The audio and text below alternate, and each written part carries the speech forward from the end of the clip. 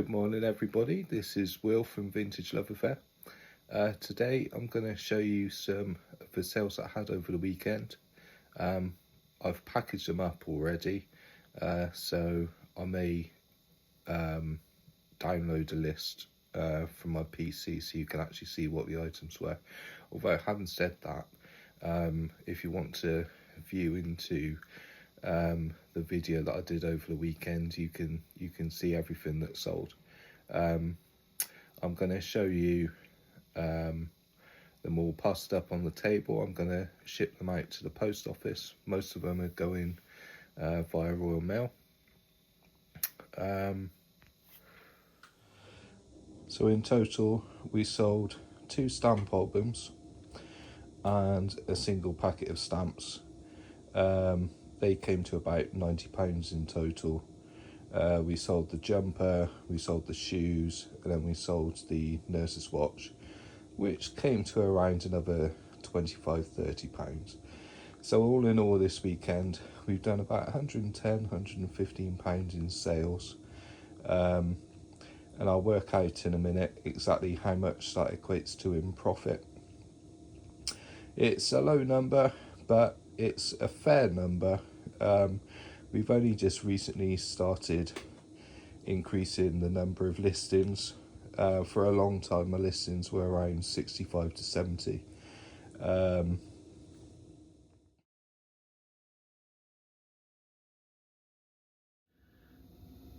Yes, for a long time my listing number was around 65–70, but I've increased it to nearly 140, and as those have started selling through, we're back down to around about 133.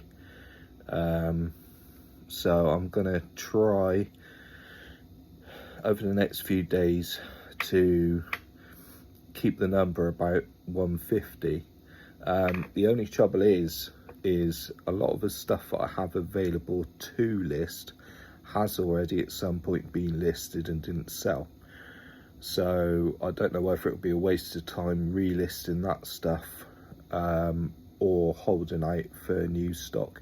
I've got a couple of people who do consignment with me, and I've listed the majority of their stuff now, and that has actually, the books have been selling reasonably well. The toys have been a little slower, but have still been making sales. So I shall get back to you later in the day with an update, and yeah, we'll see what progress we can make today. Alright, take care everybody, bye for now. I was just going to actually walk down to my local town today to actually take the items to the post office, but it actually looks quite a nice day out there. So what I'm thinking is I might catch a train in about an hour's time up to Gloucester, and we'll use the post office in Gloucester, and then we'll have a walk around town and see if we can find some absolute smashing bargains. I haven't got a lot of money to spend today.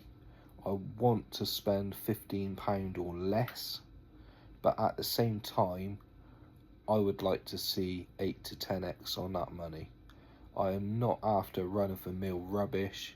It's got to be decent profits, even if it means spending that money on 1 or 2 banger items. But the only way we'll find out is to actually go and have a go. So I shall catch you later.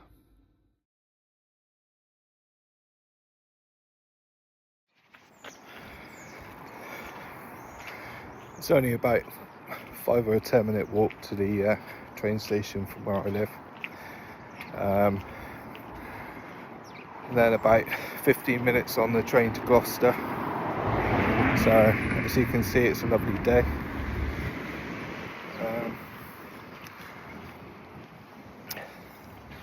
think all the trains are running to time today, so I'm a little bit early.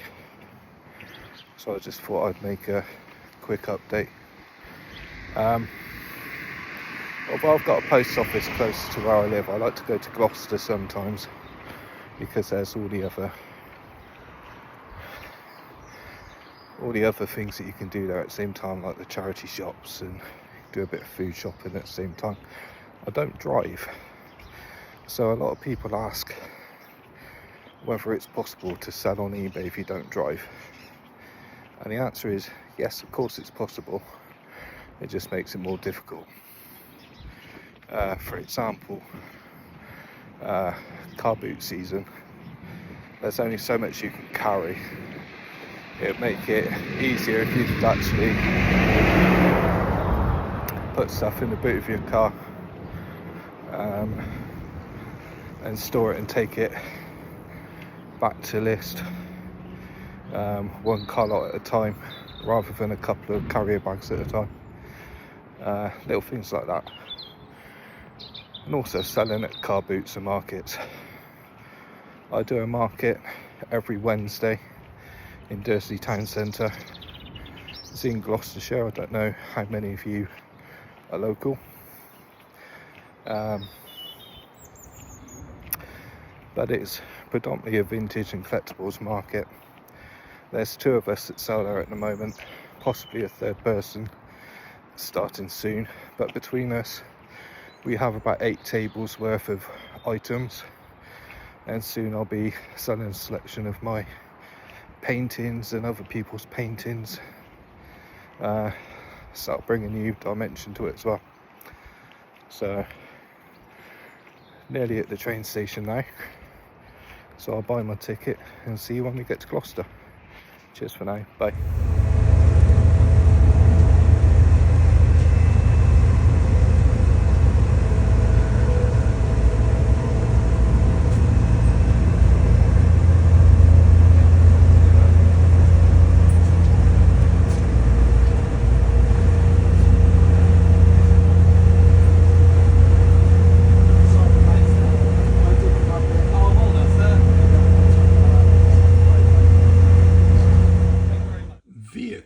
Reversing, vehicle reversing, vehicle reversing.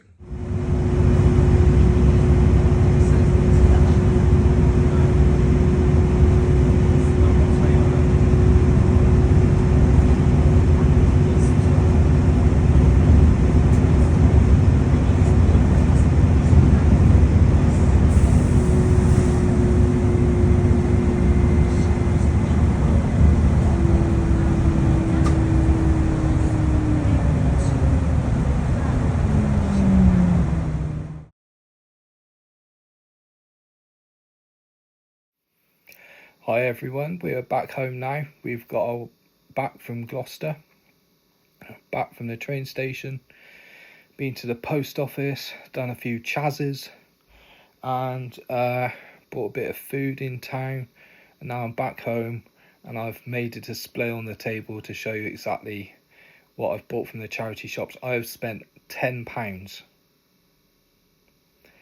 I think it is the best £10 I've spent at a charity shop in a long time. I have got 1, 2, 3, 4, 5, 6, 7, 8, 9, 10, 11 items for £10. I've looked on eBay for price comparisons and sold achieved prices, more importantly, and we're looking at between £75 and £95 for this haul. So literally in the space of half an hour I found these items, and there are some lovely colourful summery items to be going on with. So hopefully it's going to look good on the store. So I'm going to flip the camera around and show you what I've got.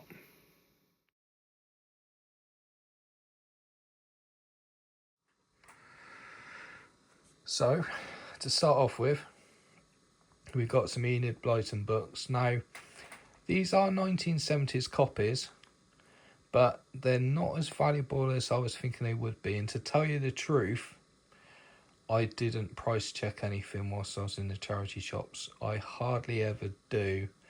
I tend to just go by authors that I know sell well, that are vintage books, etc., etc. But anyway, I will probably end up bundling these up for around about £12, but they do. One of them sells for about £8.50 and the other two sell for about £3.50 each. I also found this copy of the Jungle Book. It was a huge flop. I paid £1 for it and it sells for about £2. But star of the day, I found these two lovely hand painted bowls. If you look carefully, there are some very slight imperfections, but that's, I would argue, that's more sort of kiln issues more than anything, rather than damage. They're not actually marked on the back, but according to eBay, I thought they might have been perhaps Portuguese style, but there are some very similar selling for about £50 each, which claim to be Moroccan. So of course, oh look at that, I wonder if that'll wash off. Yeah, so they could well be Moroccan. Now I'm putting these at £10 to £15 each. I think 50 is a bit on the high side, well, very much on the high side, and I haven't seen any achieve that. But I have seen them achieve 25, 30 each. So 15 to 20 I think is a safe bet. Now these sharks, aren't they amazing? I paid £1 each for these. £1 each. They're not marked. I thought they might have been Schleck, but then, well, as far as I can tell, they're not. But there's two that have sold on eBay, one for £7.50 and one for about £10. And then these glasses, they look vintage style, but I'm not entirely sure if they have that much age to them. They might be 90s, early thousands, I suppose. But I just thought they're very nice. And again, they were £2 for 3. So this is the haul. All of the books cost me £1 each. And the sharks cost £1 each. The bowls cost £1 each. And the glasses were 3 for £2. So I reckon there's a good 70, perhaps on a very good day, £90 worth of items here. Well, I shall leave it at that for now. Oh, one last thing. I've made a breakdown of the sales from the weekend. Now, I totaled up the 6 sales came to £106.60. 2 of the sales I'm selling on consignment for people and taking 50% of the profits. So after all deductions, from £106 in sales, I'm left with £50.50. So it doesn't sound a huge amount when you put it like that. But I'm still learning. It's the joys of the work, if you want to call it that. But more than anything, it's fun learning, isn't it? So happy hunting to you all. Take care, and I shall see you soon. Bye.